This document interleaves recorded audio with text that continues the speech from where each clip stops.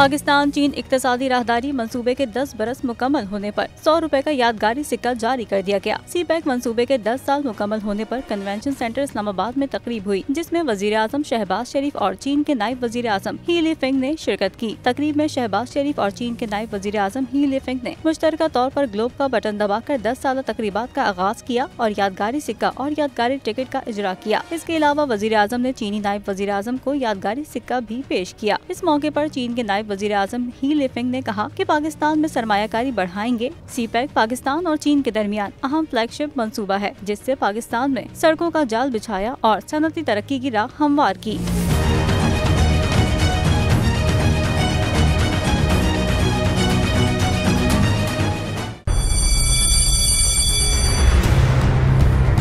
जामियात में चलता गोरख धंधा,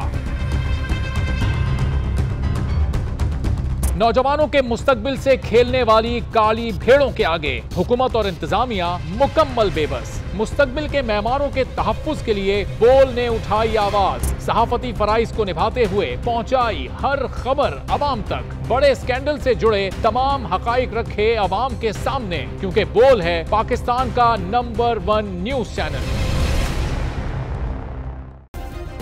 सब्सक्राइब करें और बेल दबाएं ताकि कोई खबर रह न जाए।